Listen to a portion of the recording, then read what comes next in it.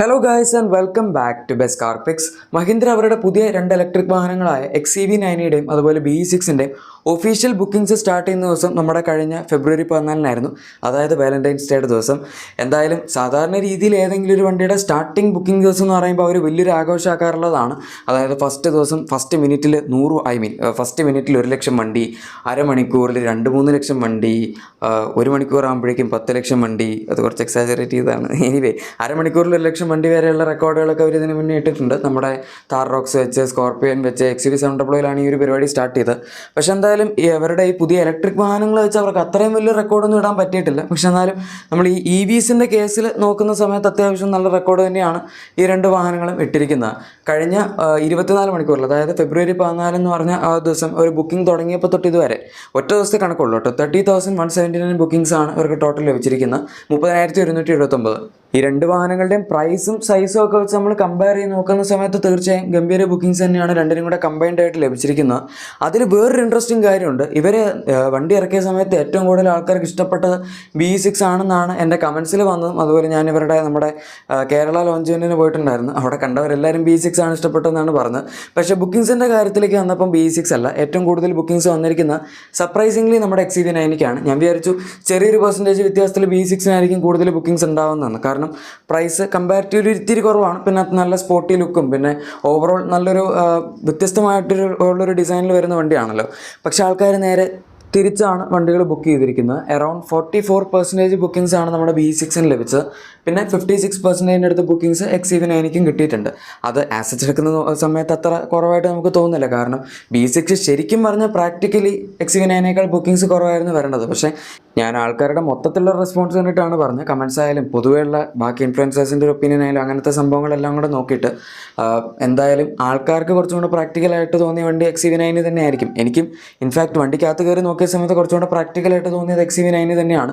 BE6 നമുക്ക് പറഞ്ഞു വരുമ്പോൾ ഭയങ്കര സ്പോർട്ടി ഡിസൈനൊക്കെയാണ്, ഡ്രൈവർ സെൻട്രിക് ഒക്കെ ആണെങ്കിൽ പോലും ബാക്കിലിരുന്ന് പോകാനുള്ള സ്പേസ്, കംഫർട്ട്, നീ room, leg room, head room, എന്ത് കാര്യം എടുത്താലും XCV90 തന്നെയാണ് മുന്നിൽ നിൽക്കുന്നത്.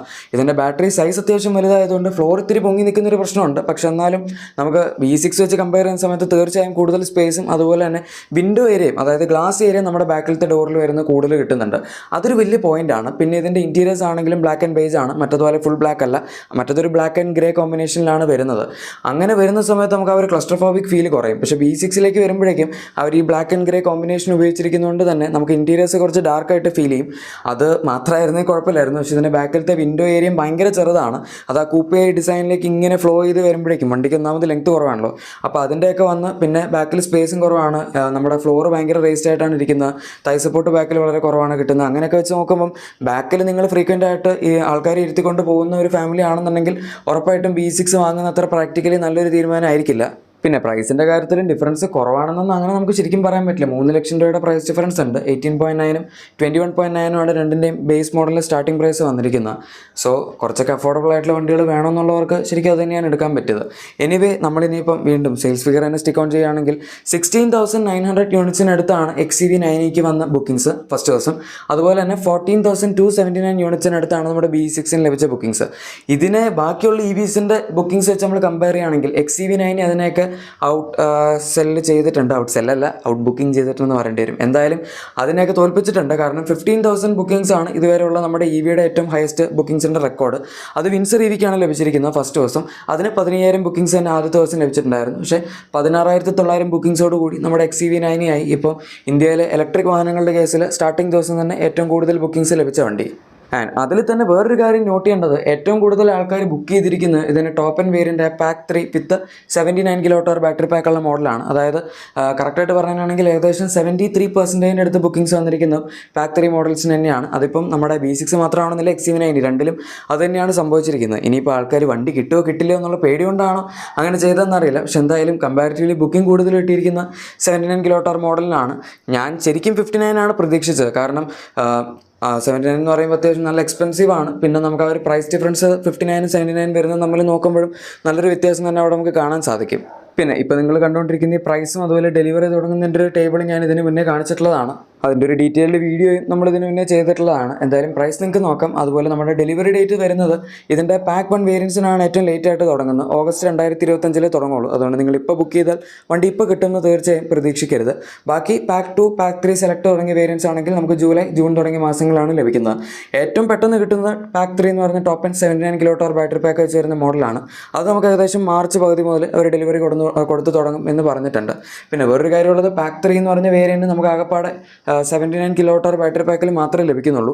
ഇനി നിങ്ങൾക്ക് അത് വേണ്ടാന്നുണ്ടെങ്കിൽ പാക്ക് 3 സെലക്ട് എടുക്കേണ്ടി വരും. അതിൻ്റെ അകത്താണ് പിന്നെ 59 kWh കിട്ടുന്നത്.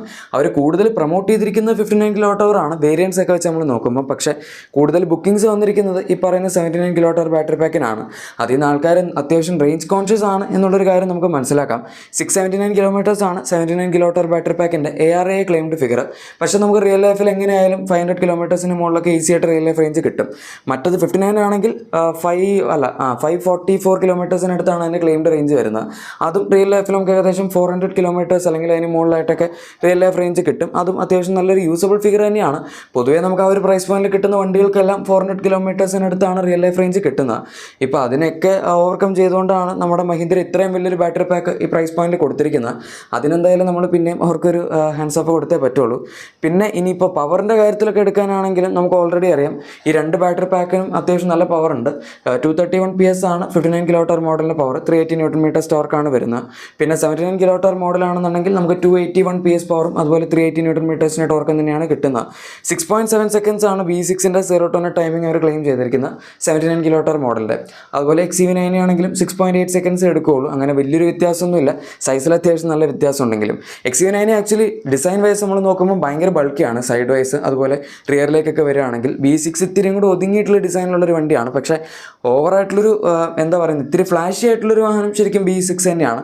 XEV9 എക്സ്റ്റീരിയർ ലുക്കിൽ അത്ര ഫ്ലാഷി അല്ല. ഇൻറ്റീരിയറിൽ പക്ഷേ 3 സ്ക്രീനൊക്കെ വെച്ച് വരുമ്പോഴേക്കും നമുക്ക് ഇത്തിരിയും കൂടെ ഒരു അപ്പ് മാർക്കറ്റ് ലുക്ക് കിട്ടുന്നത് XEV9ലാണ്. പക്ഷേ ഭയങ്കര സ്പോർട്ടി ലുക്ക് കിട്ടണമെന്നുണ്ടെങ്കിൽ അത് V6 തന്നെയാണ് കിട്ടുന്നത്.